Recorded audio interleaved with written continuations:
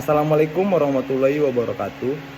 Perkenalkan, nama saya Fatahila Yoga Herisa. Di sini saya akan menjelaskan yang namanya gelatin.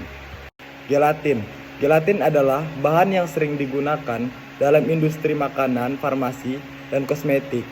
Ini adalah produksi hasil pemrosesan kolagen protein yang ditemukan dalam jaringan hewan, terutama kulit dan tulang.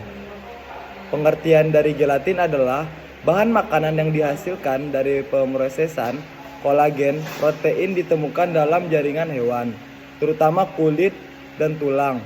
Proses produksi gelatin melibatkan pembersihan bahan mentah, perendaman dalam air, pemanasan, dan pendinginan untuk menghasilkan gelatin yang terbentuk sebagai gumpalan padat. Sumber gelatin. Gelatin diperoleh dari sumber-sumber hewan yang mengandung kolagen. Beberapa sumber umum gelatin meliputi ikan tenggiri, juga digunakan sebagai sumber alternatif gelatin. Tenggiri memiliki kolagen yang dapat diekstraksi dan dijadikan gelatin. Beberapa jenis ikan seperti ikan kod, ikan tuna, dan ikan salmon juga mengandung kolagen. Namun, menggunakan ikan masih terbatas dan kurang umum dibandingkan dengan gelatin dari kulit dan tulang hewan.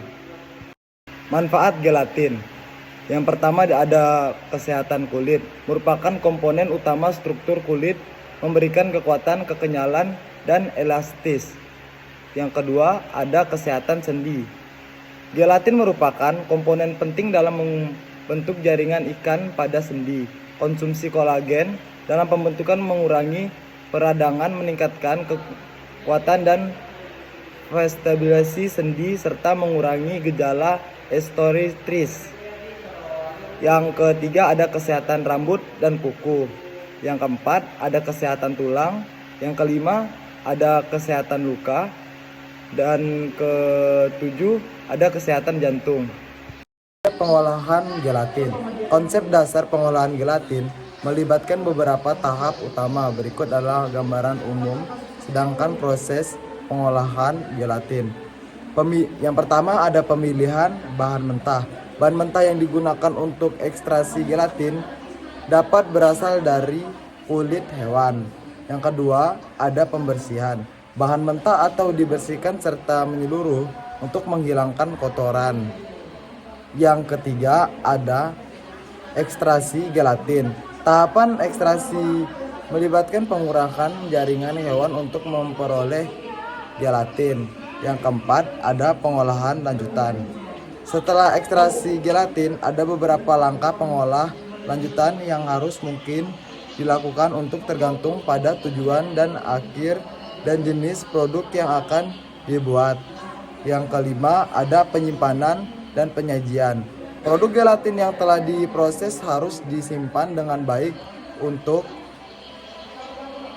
dikemas dalam wadah yang kedap udara dan dijaga kelembapannya.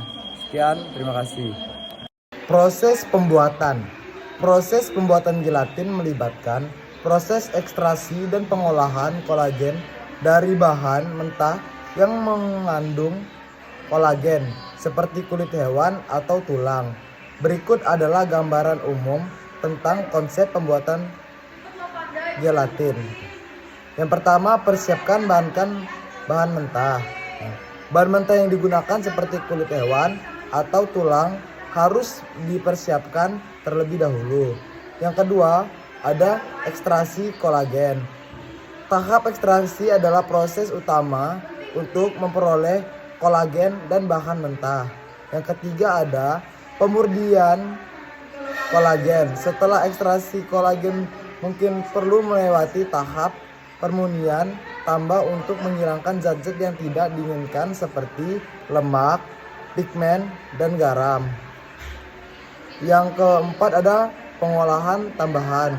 Seperti permurnian, kolagen dapat mengalami pengolahan tambang gantung pada produk akhir yang dihasilkan.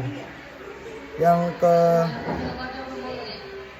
kelima ada pengemasan dan penyimpanan. Produksi kolagen yang telah diproses kemudian dikemas dalam kemasan yang sesuai untuk menjaga kebersihan dan stabilitas. Syarat mutu gelatin dapat berbeda-beda tergantung pada negara atau wilayah tempat gelatin diproduksi dan digunakan. Namun, produk adalah beberapa syarat mutu umum yang sering digunakan untuk gelatin. Kandungan protein. Gelatin harus memiliki kandungan protein yang tinggi. Yang kedua, ada kebersihan. Gelatin harus bebas dari konstamina seperti mikroba. Yang ketiga, kejernihan. Gelatin harus memiliki kejernihan yang baik. Yang keempat, kekuasaan gel gelatin harus memiliki kekuatan gel yang memadai. Yang kelima, kelarutan.